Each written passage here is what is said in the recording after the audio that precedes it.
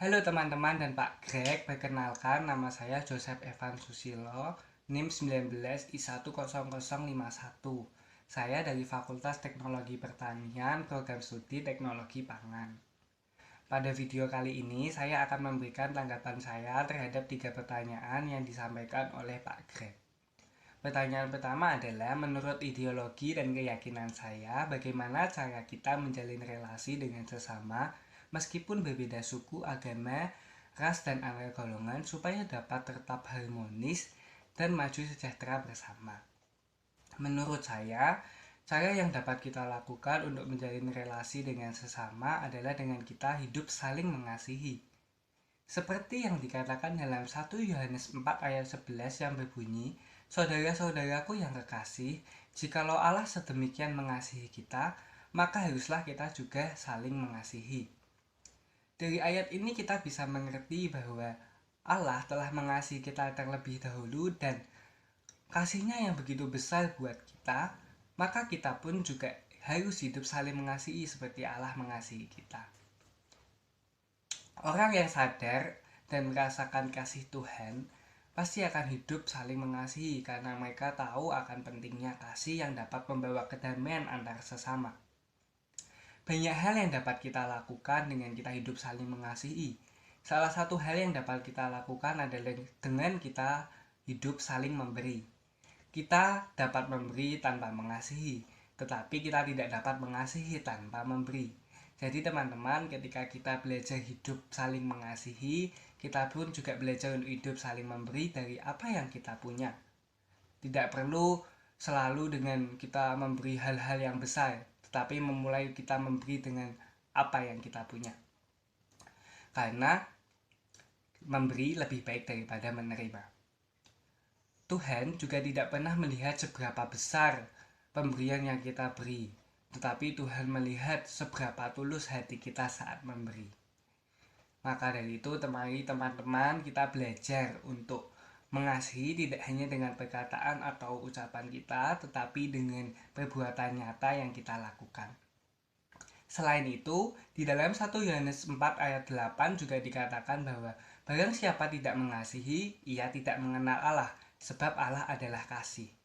Dari ayat ini kita bisa mengerti bahwa orang yang hidup tidak saling mengasihi, ia tidak mengenal Allah, karena Allah adalah kasih.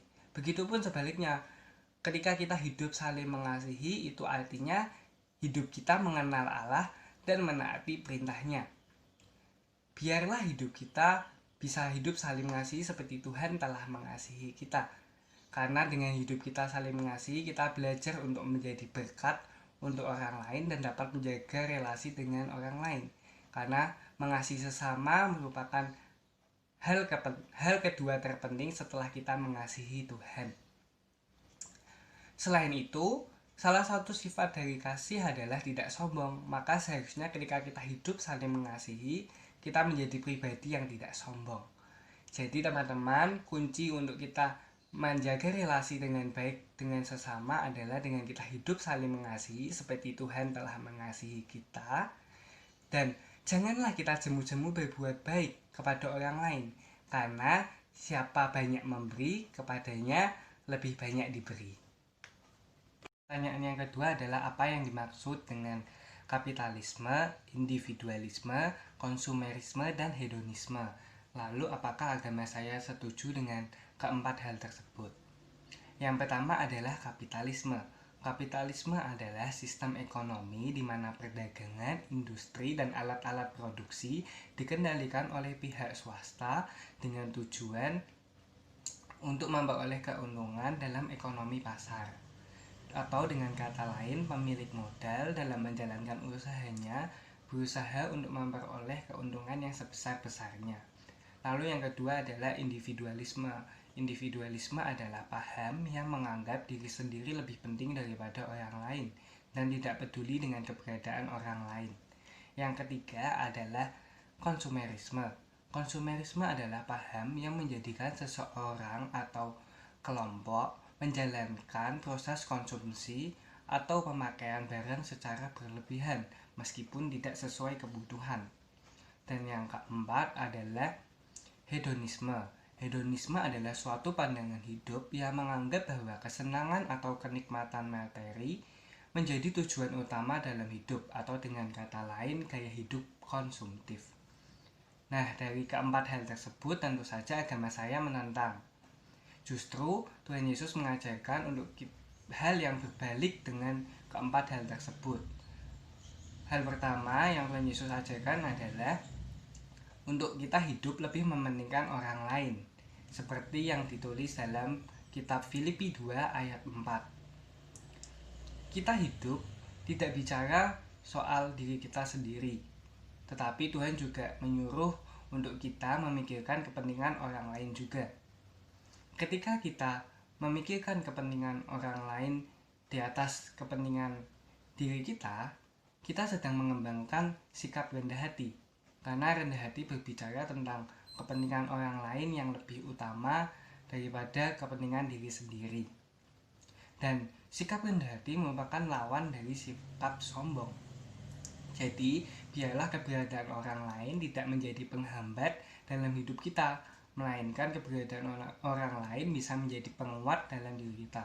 Hal kedua yang diajarkan dalam Alkitab adalah untuk kita tidak khawatir akan kebutuhan kita, karena Tuhan sangat tahu apa yang kita butuhkan. Seperti yang tertulis dalam kitab Matius 6 ayat 31-32. Kita tidak perlu khawatir akan kebutuhan kita, karena Tuhan tahu apa yang kita butuhkan. Tuhan juga akan selalu peduli terhadap hidup kita, dan Tuhan akan selalu mencukupkan apa yang kita perlukan. Jadi, ketika kita punya uang berlebih, mari kita belajar untuk memberi kepada orang lain, karena itulah yang dikehendaki Tuhan, dan kita belajar untuk mencukupkan diri kita dengan berkat yang sudah Tuhan beri untuk kita. Dan jangan sampai uang yang ada pada kita menjadikan kita pribadi yang sombong, melainkan jangan menghabiskan uang kita untuk sesuatu yang kurang penting, karena uang tidak bisa menjamin hidup kita, hanya Tuhanlah yang dapat menjamin hidup kita. Dan hal ketiga yang Alkitab ajarkan adalah hidup dengan tujuan menjadi serupa dengan Kristus, dan bukan menjadikan materi atau uang adalah segalanya, seperti yang tulis di dalam Kejadian 1 ayat 26. Teman-teman, perlu kita sadari dan ketahui bahwa tujuan kita diciptakan oleh Tuhan adalah untuk menjadi serupa dengan Tuhan, bukan untuk menikmati uang atau materi yang kita miliki sebagai tujuan utama dalam kita hidup.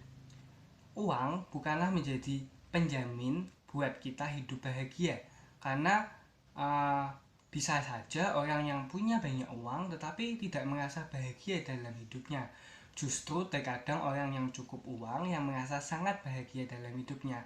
Maka uang tidak bisa dijadikan tolak ukur untuk menjamin kebahagiaan hidup seseorang. Dan biarlah kita bisa menggunakan uang kita dengan bijak, dan jangan hidup konsumtif, dan lebih baik kita berbagi kepada yang lain. Pertanyaan yang ketiga adalah, dalam kitab suci Anda dijelaskan konsep kiamat karena kesombongan manusia. Jelaskan apa yang terjadi sebelum, selama, dan sesudah konsep kiamat tersebut.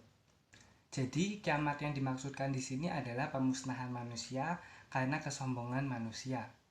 Untuk menjawab pertanyaan ini, saya mengambil dari kisah Nuh yang terdapat dalam kitab Kejadian 6 ayat 9-22.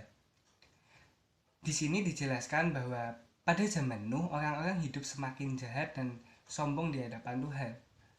Maka Tuhan menjadi murka, dan Tuhan menyesal telah menjadikan manusia. Dan Tuhan akan mendatangkan bencana air bah pada zaman Nuh. Tetapi Tuhan meluputkan Nuh dan keluarganya serta setiap sepasang binatang, karena Nuh pada saat itu tetap hidup benar di hadapan Tuhan. Nuh hidup berbeda dengan orang-orang di sekitarnya. Nuh tetap hidup taat dan dekat dengan Tuhan. Maka dari itu Tuhan meluputkan Nuh dari bencana air bah.